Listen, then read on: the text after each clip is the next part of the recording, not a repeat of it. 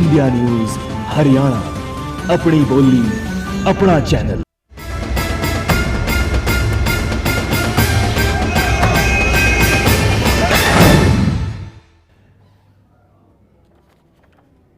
हमारा ये और जब तक फिर देखा तब तक सरकार आगे निकल गई। हमारा ये पर्सन ही नहीं है सर। नहीं, इनकी तरफ मेरा हमारा इशारा ये नहीं था। पर्सन ही नहीं है। प्लीज एक सेकंड राम जी, मेरा इशारा इनकी तरफ नहीं था क्योंकि ये एडिड स्कूल में है। एडिड स्कूल के अंदर मेरा तो सिर्फ कंप्यूटर टीचर की तरफ वो इशारा था, क्योंकि एडिड स्कूल में जो होता है वो दूसरी प्रकार से होता है। मैनेजमेंट के स्कूल होते हैं और वो मैनेजमेंट के अंदर जो उनका सिलेक्शन होता है उसके सिलेक्शन प्रक्रिया बड़ी अलग होती है। राजीव सैनी, आप खुद को कितना जिम्मेदार मानते हैं राजीव सैनी? हाँ सर, मैं बिल्कुल बताना चाहूंगा, हमारे साथ जो हमारा टेस्ट हुआ था वो बिल्कुल जो शिक्षा विभाग हरियाणा है उसने प्रॉपर टेस्ट लिया। उसके बाद एक मेरिट लिस्ट प्रिपेयर कराई गई, एक चैनल के थ्रू एक पैनल बैठाया गया था, उसने हमारी मेरिट लिस्ट को प्रिपेयर किया।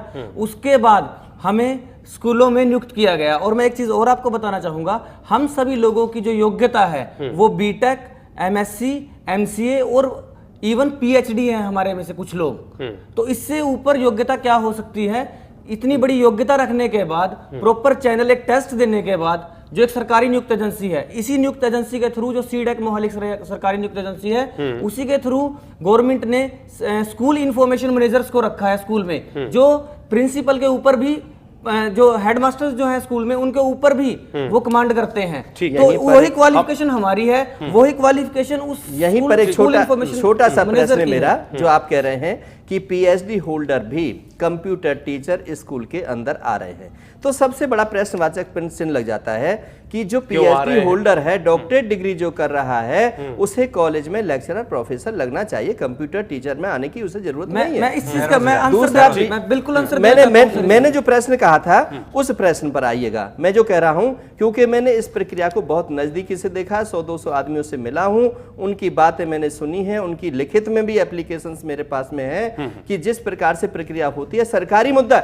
सरकारी है ये, सरकारी तंत्र में इस प्रकार की कमी रहती है। आपको लगता है बाहर से कि बिल्कुल ट्रांसपेरेंसी है, आपके साथ का टेस्ट भी लिया जा रहा है, उसकी मेरिट बनाई जा रही है, उस मेरिट में जो आ रहे हैं उन्हीं को रोजगार दिया जा रहा है। ये हम सबके सामने, आपके नहीं, हम सबके सामने, लेकिन अंदर क्या हो रहा है वो हम जरा निदान की तरफ, राजीव, हम जरा निदान की तरफ बढ़ते हैं। हम ये जानना चाहते हैं राजीव अब आपसे और रामबत जी से भी कि अब आप लोगों को क्या भरोसा है? आप लोगों को लगता है कि चुनाव से पहले आपकी बात मान ली जाएगी, और अगर नहीं मान ली जाएगी तो जब तक चुनाव हैं, 3-4 महीने दूर हैं, तब तक आप लोग धरना प्रदर्शन ऐसे ही करते रहेंगे, चलते रहेंगे आगे, या कोई सेकंड फॉर्मूला भी है? रामबत जी, 1 मिनट, मैं तो सिर्फ आज एक ही प्रश्न पूछना चाहता हूं आदरणीय मुख्यमंत्री जी से, कि वो उस संस्कारी परिवार से संबंधित रखता है जिसके दादा ने अपना जनेऊ उतारने के लिए कह दिया था कि भाई गर्दन कट जाएगी, जनेऊ नहीं उतरेगा। लेकिन आज एक हमारे आदरणीय मुख्यमंत्री जी 15 लाख लोगों के अंदर घोषणा करके और उस चीज को मना करते हैं, तो आप खुद ही सोच लें कि इसका क्या मतलब है। ठीक है, लेकिन हम जानना ये चाहते हैं कि आप लोग क्या करेंगे? चुनाव तक धरना प्रदर्शन ऐसे ही चलता रहेगा या फिर कोई सेकंड प्लान भी है आपका? हम जानना ये चाहते हैं। सर, हमारी सेकंड प्लान यही है, हम नहीं चाहते कि सरकार हमें सरकारी स्कूलों में समायोजित करे। सरकार हमें 100%, क्योंकि हरियाणा में एजुकेशन फ्री है, हमें 100% तनख्वाह दे दे, हम अपने स्कूलों की सेवा कर रहे हैं, उन बच्चों को पढ़ा रहे हैं, सरकार का काम कर रहे हैं, और वही राजीव, संक्षेप में आप लोगों का प्लान क्या है? भरोसा तो आपको मिल गया, अब आप देखेंगे पूरा होता है या नहीं होता है। अगर पूरा हुआ तो खत्म करेंगे, नहीं हुआ तो इसी तरह चुनाव तक ये सब चलता रहेगा। वैसे एक बात है जनाब, एक बात कहूंगा मैं, जनाब की बात का मैं जवाब दूंगा कि हमें सरकारी स्कूल में कन्वर्ट करने की बजाय हमें 100% दिया जाए, क्योंकि यदि पढ़े लिखे व्यक्ति हैं, समझदार हैं, सारी बात को पढ़ाना यहाँ पर भी है, पढ़ाना वहाँ पर भी है, हमें तनख्वाह यहाँ भी मिलनी है, तनख्वाह वहाँ पर मिलनी है, जहाँ पर फायदा हो हमें। यदि सरकार ऐसी कोई अच्छी पॉलिसी लेकर के आ रही है जिससे कि हित हो सकता है, तो उसमें इनको मान लेना चाहिए। ठीक है राजीव जी, मैं पहले तो प्रोफेसर साहब जी की बात का मैं आंसर करना चाहता हूं, क्योंकि सरकार की और एक डिपार्टमेंट की और एक जो कंपनीज है, इन सभी की इतनी जबरदस्त प्लानिंग थी जो इन्होंने एडवर्टाइजमेंट करी थी। इसका मैं लेटर दिखाना चाहता हूं, उसके अंदर नीचे लिखा हुआ एडवर्टाइजमेंट में हरियाणा सरकार के अंतर्गत, मतलब हम लोगों को ऐसा लगा था कि जो ये जॉब होगी एक टाइम के बाद, ये एक मतलब गवर्नमेंट जॉब हो जाएगी। आपने मेरी बात ही कह दी, आपने मेरी बात ही कह दी, बहुत सारी चीजें आपको लगी राजीव। अब क्या सोच रहे हैं आप लोग? भरोसा तो आपको मिल गया, जिस चीज के लिए आप लड़ रहे थे उसको लेकर भरोसा मिला, शिक्षा मंत्री ने खुद ये कहा कि जांच करवाएंगे, ऑर्डर कर दी जांच, डायरेक्टर जांच करेंगे, उसकी रिपोर्ट आएगी। आप लोग क्या करेंगे अभी जानना चाहते हैं? सर मैं बिल्कुल मैं इस चीज को बारे में बताना चाहता हूं। जो लेटर मैंने आपको भी अभी दिखाया था सर, उस चीज के अंदर बिल्कुल रिटर्न में लिखा हुआ है। विभाग ने एक लेटर को जारी कर दिया,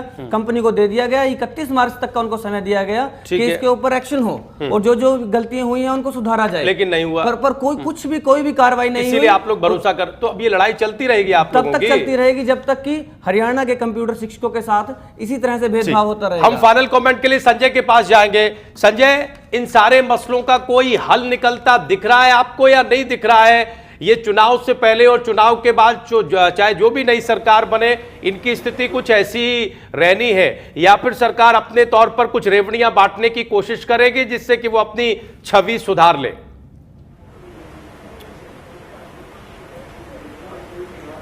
जी, मैं थोड़ा मौलिक रूप से बिल्कुल अलग ढंग से सोचता हूं।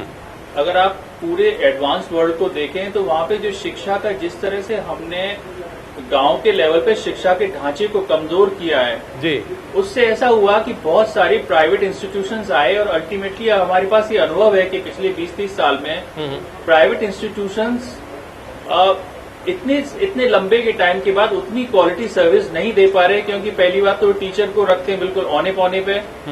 तो हमें लौट के शिक्षा को एक ऐसा क्षेत्र मानना पड़ेगा सरकार को कि वो अपनी जीडीपी का एक तय हिस्सा, जो एक्सपर्ट्स कहते हैं कम से कम 3% जी, वो तय हिस्सा सरकार इस बात पे खर्च करे कि हमें घर घर तक शिक्षा को पहुंचाना है। पहली जरूरत तो ये है कि सरकार को मानना पड़ेगा कि प्राथमिक जिम्मेदारी लोगों को शिक्षित करने की हमारी है, प्राइवेट सेक्टर सेकेंडरी प्लेयर है। तो आप एक हमारा कॉन्स्टिट्यूशन की जो मैंडेट है वो ये भी है कि हमें बराबरी लानी है जी। तो बराबरी लाने का एक तरीका ये है कि हम आम तौर पर लोगों को बराबर स्तर की शिक्षा दें और सिर्फ उन्हीं क्षेत्रों में जहां कोई इनोवेट कर सकता है, कुछ नया ला सकता है, वो प्राइवेट प्लेयर को आने दें, जिससे हम क्वालिटी भी क्रिएट कर सकें और एक बराबर के लोगों के लिए मौके तैयार करें।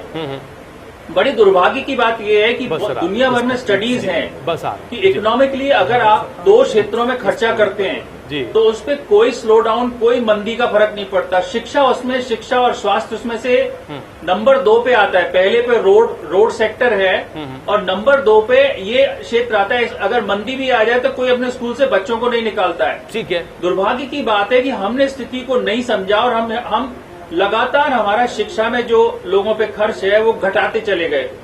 अब हमें दोबारा से तो सोचना पड़ेगा कि जिम्मेदारी, क्योंकि हम जितनी यूथ पॉपुलेशन हमारे पास है, ऐसा माना जाता है कि करीब 2040 तक हम दुनिया की लेबर मार्केट के सबसे बड़े एक्सपोर्टर होंगे। अब जब हम एक्सपोर्टर होंगे तो हमें वो हमारे लोगों की शिक्षा का स्तर भी वो होना चाहिए कि दुनिया की किसी भी जगह जाके किसी भी जॉब को ले सकें।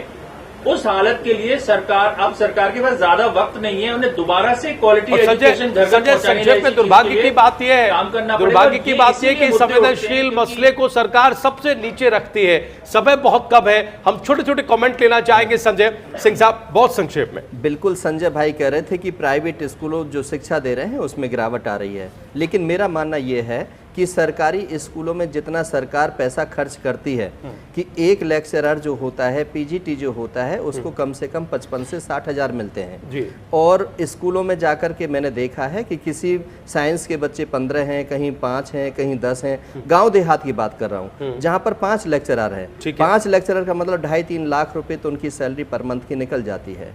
और वही बच्चे यदि प्राइवेट में जाते हैं, डीपीएस, एमबीएन, एपीजे, जहां पर 3,000, 4,000, 5,000 रुपए की फीस है, वहां पर वो क्वालिटेटिव एजुकेशन इतनी अच्छी मिल जाती है, उससे कम पैसों में मिल जाती है और वो बच्चे अपना भविष्य बना जाते हैं। 11वीं 12वीं में पढ़ने वाला बच्चा जो इस सरकारी स्कूल में जा रहा है, वहाँ टीचर उसको न पढ़ा रहा है और न बच्चा जाने के लिए तैयार हो रहा है। ठीक है।